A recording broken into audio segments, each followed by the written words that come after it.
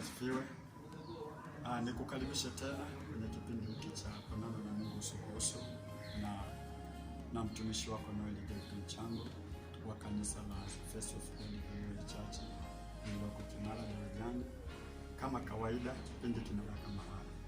Niseme kwanza Mungu akubariki wewe ambao umekuwa mfuatiliaji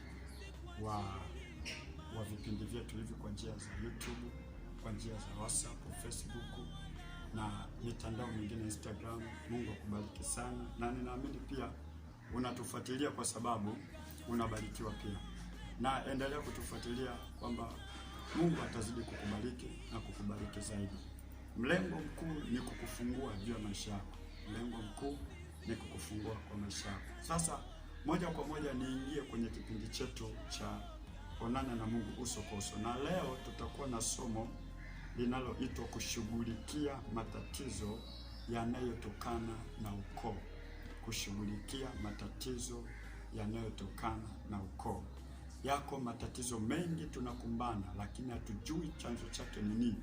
Lakini nataka nikwambie kwamba kuna uwezekano mkubwa sana wa matatizo unayoyapitia yakaanzia kwenye ukoo uliozaliwa. Yakaanzia kwenye ukoo uliozaliwa. Matatizo mengi sana tunayoanza nayo na tunaendelea nayo, mara nyingi sana huwa yanaanzia kwenye ukoo zilizotokea. Sasa ukoo ni nini? Ukoo ni kikundi au ni kundi la mtu ambalo lilokuwa limeanzishwa au limeanza. Maana yake kwamba nazungumzia ukoo unaanzishwa na baba, unafuata watoto, vijukuu mpaka na kuendelea. Sasa haya matatizo huwa yanafuatilia kutokana na ukoo jinsi ulivyo. Kutokana na ukoo jinsi ulivyo. Sasa unaweza ukawa unateseka, unaweza ukawa unaumia ita kwenye changamoto nzito, alafu ujui kwamba ni nini kinachokusababisha, lakini kumbe chanzo chake ni ukoo ulikotokea. Na siku ya leo Mungu amenipa mafuta mazuri, mafuta ya kuharibu kila nila zote za ukoo, ya kuvunja kila nguvu zote za ukoo ambazo zimefunga maisha yako, ambazo zimetesa maisha yako. Leo nataka nikuambie, nataka nikufungue kwa njia ya neno kwamba kila nila ya ukoo inakwenda kuharibika katika jina la Yesu Kristo. Acha nianze kuomba. Baba, katika jina la Yesu Kristo, asante kwa hii neema ambayo Mungu umenipa. Asante kwa hiki kibali umenipa kuongea na mtazamaji huyu na msikilizaji huyu. Baba Mungu wa majeshi, naomba ukafanyike baraka ndani ya hili neno. Naomba ukafanyike nguvu ndani ya hili neno. Maisha yake akafunguliwe katika jina la Yesu Kristo. Kwa kupitia kipindi hiki akaonane na Mungu uso kwa uso kwenye maisha yake katika jina la Yesu Kristo. Kwa kupitia neno hili akaonane na Mungu uso kwa uso kwa njia ya uponyaji. Akaonane na Mungu uso kwa uso kwa kubadilisha akili yake na ufahamu wake na mtazamo wake katika jina la Yesu Kristo aliye hai. Mungu wa majeshi, kwa kupitia kipindi hiki Baba ukawe jibu la maswali yake katika maisha yake katika jina la Yesu Kristo aliye hai. Baba tunakushukuru na Baba tunakutukuza. Tunapoenda kufaa kwanza Roho Mungu akasimama na akaonekane katika jina la Yesu Kristo aliye hai. Amen. Sasa mara baada ya kufungua kipindi hiki kwa maombi, moja kwa moja tuingie kwenye kitabu kile cha Mathayo. Kitabu cha Mathayo na sura ile ya kwanza, ule mstari wa kwanza. Sura ya kwanza mstari wa kwanza, nayo inasema wa kitabu cha Daudi, habari za ukoo wa kitabu cha Yesu Kristo. Tunaona Yesu Kristo anafungua ukurasa mpya. Anafungua ukurasa mpya kwa habari ya kuanza kikundi kingine tena. Biblia inasema kwa habari ya kitabu cha ukoo wa Yesu Kristo. Maana yake kwamba ukoo una kitabu chake. Ukoo una kitabu chake. Na kila ukoo una kitabu chake. Vitabu hivi havilingani wala havifanani. Maandishi yake, kusomwa kwake, tabia zake, mwenendo zake hazifanani. Kwa hiyo kila kitabu kina ukoo wake. Kwa mfano ukianzia mwanzo kabisa unaona kuna kitabu cha Abraham.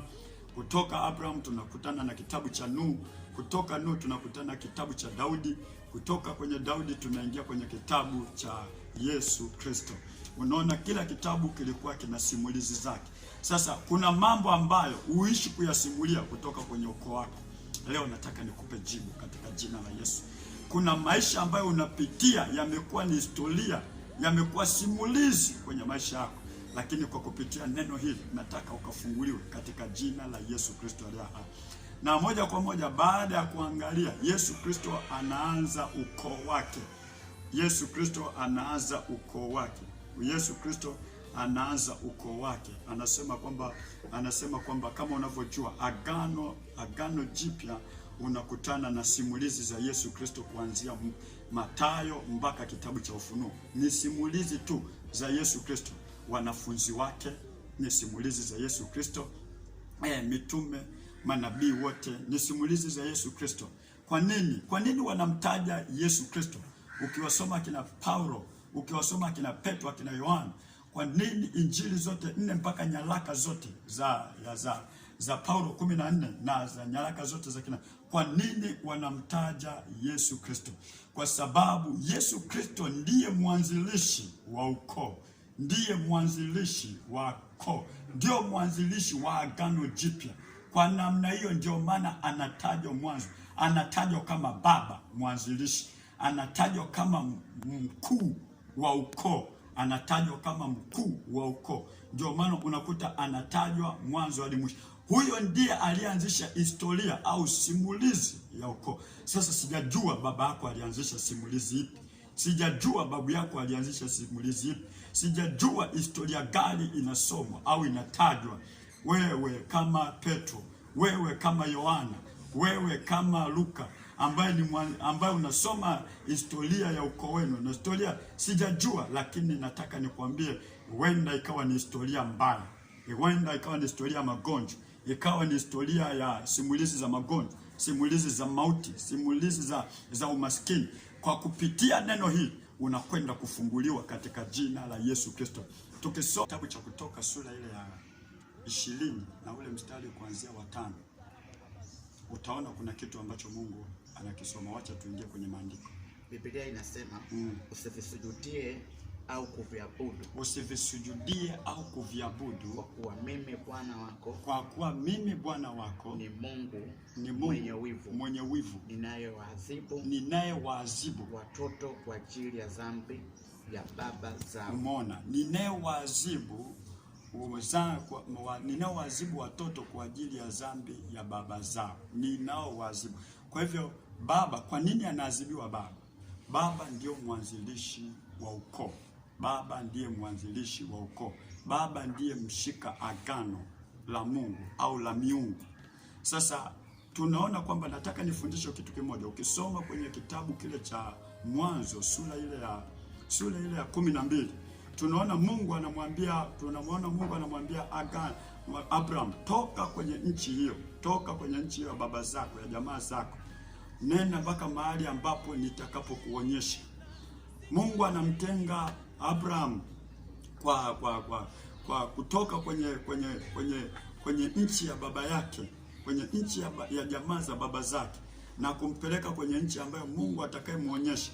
Kwa huko Mungu afanye naye agano. Hata ukisoma kwenye kitabu kile cha Mwanzo sura ya 15, tunaona Mungu anaingia agano na Ibrahim. Anaingia na agano na Ibrahim.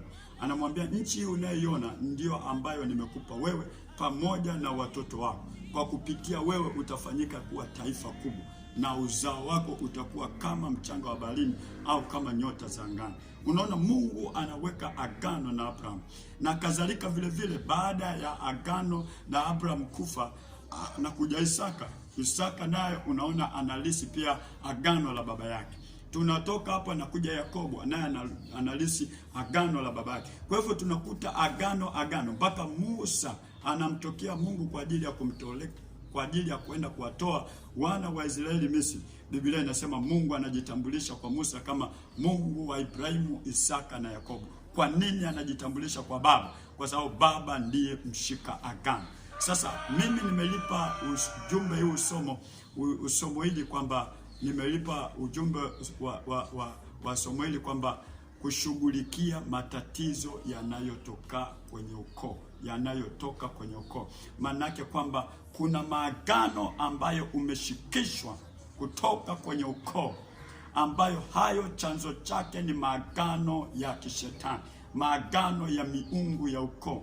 Sio maagano ya Mungu, hapana, ni miungu ya ukoo. Baba yako alishiriki, na kwa namna hiyo akaingia kwenye dhambi, na Mungu akafanya vita na baba yako. Unakuta vita ile inaendelea, inatoka kwa baba inaingia mpaka kwa mtoto. Ndio maana anasema mimi ndiye Bwana Mungu wako, ninaowaadhibu watoto kwa adhabu au kwa makosa ya baba zao. Unaweza ukawa unapita kwenye wakati mgumu, ni kwa sababu ya matatizo ya mwanzilishi wa ukoo. Unaweza ukawa unapita kwenye magumu kwa sababu ya mwanzilishi wa ukoo. Kwa hivyo leo hii Mungu amenipa ufunuo wa kukufungua. Cha kushughulikia ni matatizo ya ukoo. Pako mahali umefungwa. Kama unavyojua kwenye ukoo, baba zetu waliabudu miungu sehemu nyingine. Hiyo kwenye kitabu kile cha Yohana sura ya 4 na ule mstari wa 20. Sura ya 4 Yohana 20 inasema, Biblia inasema, baba zenu waliabudu kwenye mlima huu, lakini ninyi Wayahudi mnasema ni lazima tukaabudu huko Yerusalemu. Yesu anamwambia mwanamke Msamaria, baba zenu, nyinyi mnasema baba zenu waliabudu kwenye mlima huu. Baba zetu waliabudu kwenye mlima huu. Waliabudu, neno kuabudu, tayari waliabudu kitu ambacho sipo. Zamani walikuwa wanaenda mlimani kumfuata Mungu. Zamani walikuwa wanaenda makaburini kumfuata Mungu. Zamani walikuwa wanaenda kwenye mti mmoja mkubwa kule kijijini kumfuata Mungu. Na kwa namna hiyo walipeleka sadaka zao hapo. Kumbe walikuwa wanatengeneza chukizo mbele za Mungu. Na kwa namna hiyo ile adhabu ya baba imetokea, inaenda kumpiga mpaka mtoto. Wewe leo unaangamia kwa sababu ya wazazi. Unaangamia kwa sababu ya ukoo ulikotokea, ya machimbuko. Walienda kuweka maagano kwenye milima. Kama unavyojua zamani zile, enzi zile, kwamba unakuta mtoto wa kiume anapelekwa kwa mganga wa kienyeji. Nyumba inazindikwa, anaitwa mganga wa kienyeji kabisa. Anachinjwa kuku, anachinjwa ng'ombe, anachinjwa mbuzi, anachinjwa kondoo, mnyama wote, anaweka mazindiko kwenye malango. Kwa namna hiyo nyumba ile inakuwa inazindikwa. Mashetani wanakuja wanazindikwa. Lakini Yesu akaja akasema, Mungu akasema, nitamtoa mwanangu wa pekee ambaye huyo atakuwa kafara la zindiko ya nyumba kwa kila atakayeamini. Atakuwa agano jipya kwa kila atakayeamini. Kwa hivyo unateseka kwa sababu iko miungu imekukamata. Chanzo chake ni huo ugonjwa wa kuachia. Hiyo tatizo unajaribu kupambana, hela unakamata, lakini hakuna unachokipatia au hakuna unachokifanya. Maana yake nini? Uko chini ya maagano. Leo nataka nikutoe katika jina la Yesu Kristo aliye hai. Ninaamuru malaika wakushukia hapo, wakutoe kwenye hilo agano. Wewe ulioko tayari na unaosikiliza ujumbe huu na uko tayari unasema, kwa neno hili navunja kila roho ya maagano. Fatisha haya maneno, sema, Bwana Yesu, kila agano lililonikamata, lililonishikilia, ninalivunja kwa jina la Yesu. Agano la kuabudu miungu, agano la kuabudu sanamu, ninalivunja kwa jina la Yesu Kristo aliye hai. Bwana Yesu, naomba uniweke huru kuanzia sasa katika jina la Yesu Kristo aliye hai. Kwa kusema hivyo, nguvu ya Mungu na iwe juu yako katika jina la Yesu Kristo aliye hai. Hebu tuangalie kwenye Kutoka 12 mstari wa 24. Kitabu cha Kutoka 12:24. Nayo inasema, Biblia inasema, shikeni maagizo haya kuwa kanuni ya kudumu kwenu. Kuwa kanuni ya kudumu kwenu. Na kwa ajili ya wazao wenu. Kwa ajili ya uzao wenu. Mtakapoingia katika nchi ya Bwana. Mtakapoingia katika nchi ya Bwana. Atakayowapa. Kama alivyoahidi.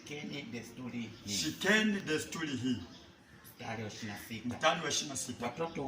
Watoto wenu watakapowauliza sikukuu hii ina maana gani kwenu? Basi waambieni, hii ni dhabihu ya Pasaka kwa Bwana. Hii ndiyo dhabihu ya Pasaka kwa Bwana. Watoto wenu. Unaona, Mungu anawaambia wana wa Israeli, baba zao, washike desturi hiyo, washike agano hilo. Maana itakuwa ni desturi kuadhimisha Pasaka. Kwa nini Pasaka? Kwa nini tunaazimisha Pasaka? Pasaka ni ukumbusho wa agano la kutolewa kwenye nchi ya utumwa au ya kutolewa utumwani. Maana tulikuwa kwenye nchi ya mateso kwa muda wa miaka 430, lakini kwa njia ya damu tulitolewa, na kwa namna hiyo tumefika hapa jangwani. Mungu anawaambia tengenezeni Pasaka, na hiyo Pasaka iwe desturi. Neno desturi manake likumbuko kila wakati. Na hata ukisoma kwenye Biblia kwenye kitabu cha Mathayo sura ile ya 26, Biblia inasema kisha Yesu akatoa mkate, akaumega, akawaambia kuleni, huu ndio mwili wangu. Kisha tena akachukua kikombe, akakibariki, akasema hii ndio damu yangu, kunyweni wote, itakayomwagika ni kwa ajili ya ondoleo ya dhambi yangu. Unaona, anasema hii ndio damu ya agano langu. Manake Yesu anaweka agano na mwanadamu. Sasa anasema hivi kwamba ili agano la baba zao liwe ukumbusho kwa watoto wao. Hata watoto watakapouliza kwa nini ni Pasaka, wazazi wawe na kumbukumbu au wawe na kitu cha kuongea. Unaona, kuna mambo yanakumbukwa kwenye ukoo wako yalifanywa na wazazi. Kuna mambo yanakumbukwa kwenye wako yalifanywa na ukoo. Kuna mambo yanakumbukwa na yanakumbukwa mpaka leo. Unakuta kitu kile alifanya babu, ile madhabahu alijenga babu, kile kiti alijenga babu, kile shamba aliacha babu. Kuna vitu vinakumbukwa, of course. Babu alishakufa, vitu vyake bado vinakumbukwa. Ile madhabahu bado inakumbukwa mpaka leo. Mikoba ile ya uganga bado inashikiliwa mpaka leo, bado inakumbukwa mpaka leo. Kwa namna hiyo unatembea kwenye huo mlolongo, unatembea kwenye huo mzigo. Lakini nataka nikwambie, liko agano moja tu ambalo lilifanyika ili kuvunja agano lolote la mababu, la mabibi na la ukoo lote, ambalo ni agano la Yesu Kristo. Na leo kila atakayeingia kwenye agano la Yesu Kristo, natamani nikwambie agano lolote la kale litavunjika kwa jina la Yesu Kristo aliye hai. Agano la matambiko ya ukoo. Na ndio maana unakuta kuna mila na desturi, mila za kutambika makaburi, mila za kutambika za ibada za wafu, mila za kwenda kufagilia makaburi, mila za kwenda kuwaona mababu zetu. Lazima uingie kwenye kajumba fulani. Unakuta kijijini kwenu pale kuna kajumba kamejengwa, ukitoka Dar es Salaam lazima uende pale na utupie na sadaka. Hizo mila mpaka leo bado unazo. Alafu huko mjiji huko bado unachalapata. Kwa nini hatutokelezee? Kwa nini haujatoka? Ni kwa sababu kuna mila ambazo zimekushikilia, na unaposhika zile mila, maana yake unashika ile miungu, unashiriki, unajiambatanisha na ile miungu. Unapoenda kutoa sadaka, maana yake unalinyu lile agano liendelee kufanyika juu yako. Lakini nataka nikwambie kwamba iko neema ya Yesu Kristo aliye hai. Jinsi Mungu aliupenda ulimwengu hata akamtoa mwanawe pekee, ili kila muamini asipotee, bali awe na uzima wa milele. Kwa kupitia neno hili na kuungamanisha na agano la uzima wa milele ambalo ni la Yesu Kristo aliye hai, kwa kupindia kipindi hiki ninakuchomoa kwenye maagano yote ya giza. Unakuta kwenye ukoo wenu hawaolewi, na wewe unajaribu kufunga ndoa, kujaribu kutaka ndoa, au tokea umeoa, ndoa yako ni migogoro. Kumbe kuna agano linatembea ambalo utakiwa kukaa kwenye ndoa na bado hujajua chanzo ni nini. Chunguza kwenye ukoo. Je, wanaolewa? Je, wanaoa? Uliooa kwao wanaolewa? Ulioolewa naye kwao wanaoa? Ukiona kwamba hakuna leo, anza kushughulikia matatizo hayo ya ukoo. Je, kwao kuna baraka za utajiri? Kama ukiona hamna, anza kushughulikia. Sio kama na wote kwa masikini, hapana. Utakapojiungamanisha kwenye madhabahu hii, utakapojiungamanisha kwenye madhabahu ya kipindi hiki, nataka nikwambie kwamba maisha yako yanakwenda kubadilika. Baada ya kuwa masikini unakuwa tajiri. Baada ya kuachika, ndoa inakwenda kudumu katika jina la Yesu Kristo aliye hai. Baada ya kufa unakwenda kuwa mzima katika jina la Yesu Kristo aliye hai. Tunaona Mungu anawaambia baba zenu, shikeni baba zao, shika maagazo, ili watoto wenu watakapowauliza kwamba iwe ukumbusho. Kuna vitu unavikumbuka kwenye ukoo na ujui, lakini unakumbuka. Ujui ndio kama ni mateso, lakini unakumbuka. Ujui kama ndio yalikuwa laana, lakini unakumbuka.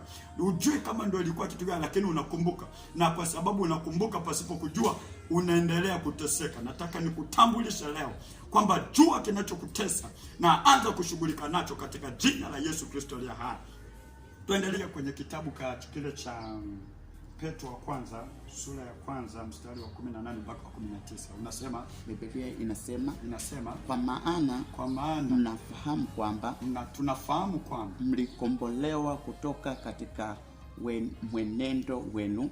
Kwa maana tunafahamu kwamba tulikombolewa kutoka kwenye mwenendo wetu usiofaa, ambao mlilisi kutoka kwa baba zenu, ambao tuliulisi kutoka kwa baba zetu. Kwa hiyo kumbe kuna mwenendo ambao unatembea nao, na huo mwenendo haufai, ambao sio hazi yako, ambao sio kama unavyofanania, ambao kumbe ukianza kuufuatilia wewe umeulisi, sio wa kwako mwenyewe. Unajua kuna dhambi ya kwako afu kuna dhambi ya kupokea. Unatembea kwenye mwenendo wa magonjwa, kumbe umelisi.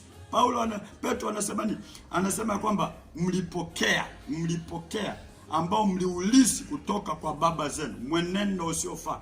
Kuna tabia ambazo unazo, mtoto wako anazo, au mwenyewe unazo. Unashangaa kwenye babu alikuwa mlevi, na unashangaa mtoto naye anakuwa mlevi, au mjukuu naye unakuwa mlevi kweli, mlevi wa kupindukia.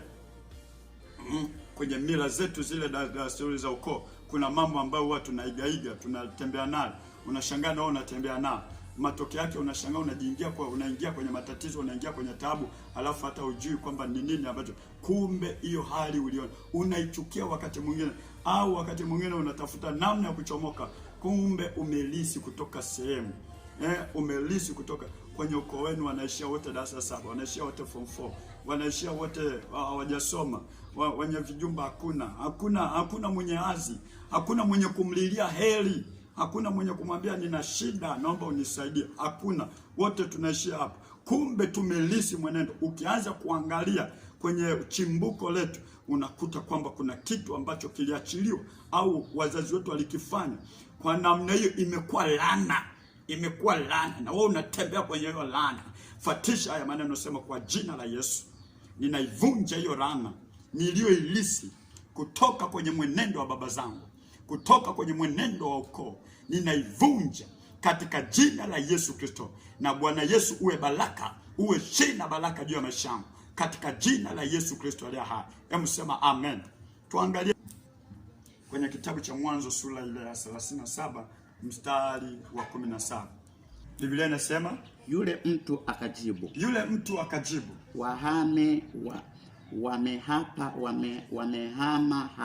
wamehama hapa. Nimesikia wakisema twendeni Dosani. Kwa hiyo Yusufu akawafuatilia ndugu zake na kuwakuta karibu na Dosani. Yusufu akawafuatilia ndugu zake na kuwakuta karibu na Dosani. Ndugu zake walipomwona akiwa mbali kabla hajawafikia, wakapanga shauri baya la kumuua. Ndugu zake walipomwona kutokea mbali, wakapanga shauri la kumuua. Wakaambiana, yule muota ndoto anakuja. Njooni sasa tumuue. Ndugu zake wakapanga. Umeona matatizo ya kwenye ndugu. Matatizo haya yanatokana na ndugu. Tunamwona Yusufu anaingizwa kwenye matatizo, lakini wanaomuingiza kwenye matatizo ni ndugu zake. Ndugu zake anasema wakamuona kutoka mbali. Ni ndugu ni watu wa aina gani? Na utaona hapo kuna Rubeni na wenzie. Wote wanapanga njama za kumuua Yusufu. Yusufu anatupwa kwenye shimo na ndugu zake. Anaingia kwenye matatizo na ndugu zake. Anaingizwa kwenye matatizo na ndugu zake. Yusufu anaingia kwenye mateso Misri, anauzwa na ndugu zake. Anakaa Misri gerezani, anauzwa. Anaukaa Misri na ndugu. Yote haya yanatokana na kuna changamoto unapitia kutokana na ndugu zako. Kuna watu wamekutenda mabaya kwenye maisha yako, kwenye jamii, kwenye ukoo wako. Yusufu anaingia kwenye matatizo, lakini wanaomuingiza kwenye matatizo ni ndugu zake wa damu kabisa. Ni wa baba mmoja, mzee Yakobo, ni wa damu, lakini anaingia kwenye matatizo. Na wewe huko hapo neni tazama, unaingia kwenye matatizo. Huko kwenye matatizo, huko kwenye dini, na ujui ni nani aliyekufunga, ni nani aliyekuweka shimoni, ujui ni nani aliyekuweka kwenye hilo shimo, ujui ni nani aliyekupeleka, aliyekuuza Misri, ujui ni nani aliyekutia gerezani, ujui ni nani, na ujui hata ni nani atakayekutoa. lakini Biblia inasema hivi, Yesu alikufa akakaa kaburini siku 3 na siku ya 3 akafufuka, ili walioko shimoni watolewe. Na mimi nakutoa kwenye shimo ambalo wamekuweka ndugu zako, wamekuweka kwenye ukoo. Shimo la ukoo likuachilie katika jina la Yesu Kristo. Leo ninafuta kila mpango wa miungu ya ukoo wako, ninafuta roho za mizimu kwa jina la Yesu Kristo ambayo inakushikilia kwa damu ya Yesu Kristo. Leo ngoja nikupe ushuhuda mfupi. Kuna kijana mmoja, yeye Mungu amemjalia kuwa na neema kidogo ya mali nyingi, magari na majumba. Bado ni kijana mdogo tu, lakini toka ameanza kumiliki hivyo vitu alikuwa ana la kabisa. Siku moja akapata taarifa zangu kwamba nikiombea watu wanafunguliwa, nikiombea watu wanakombolewa na watu wanapokea baraka. Siku hiyo alipokuja kwangu akanieleza kwamba, Pastor, huwezi amini, ninamiliki gari 2, ninamiliki na nyumba 1, lakini matatizo nilio nayo sio yananikosesha. Naona hata gari nilizo nazo, nyumba si kitu wala sio lolote. Ni mpaka nimefika wakati nimechoka. Nilipoanza kumwombea yule mtu, wakainuka mizimu ya kwao, wakainuka roho za kwao, zikasema hatupendi, kwa sababu kwenye shina letu hakuna mtu mwenye gari, hakuna mtu mwenye nyumba. Yeye ni kama nani? Anamiliki kama vitu kama hivi. Umeona kwamba ni kijana ambaye Mungu amempatia neema, lakini roho za ukoo zinajaribu kumdidimiza, roho za ukoo zinajaribu kumwangamiza. Leo nataka nifute mpango wa kukuangamiza kwa jina la Yesu. Ninaamuru kila aliye kinyume na wewe, roho za mizimu, watu waliokufa hawana nafasi juu yako katika jina la Yesu Kristo aliye hai. Ninapokwenda kumaliza ili neno, nataka niingie kwenye maombi ya kina na wewe. Achilia moyo wako, achilia nafsi yako, achilia roho yako. Iko nguvu inakwenda kukutembelea katika jina la Yesu Kristo aliye hai. Ninaamuru kwenye ulimwengu wa roho, kila agano la damu lililokushika, adamu la kaburi lililokushika, umenuiziwa makaburini, ule mpango wa laana unaokufuatilia, ninaufunga kuanzia leo katika jina la Yesu Kristo. Ninakutenganisha na laana ya mauti, ninakutenganisha na agano la mauti, ninakutenganisha na agano la umaskini, ninakutenganisha na kila agano lolote, na yavunja kwa jina la Yesu Kristo. Ninakutenga kwa damu ya Yesu Kristo. Ninakuingiza kwenye agano jipya, agano lenye baraka, agano la Yesu Kristo aliye hai. Ninakuingiza huko kwa jina la Yesu Kristo. Na neema za Mungu zianze kutembea na wewe, na baraka za Mungu zianze kutembea na wewe katika jina la Yesu Kristo.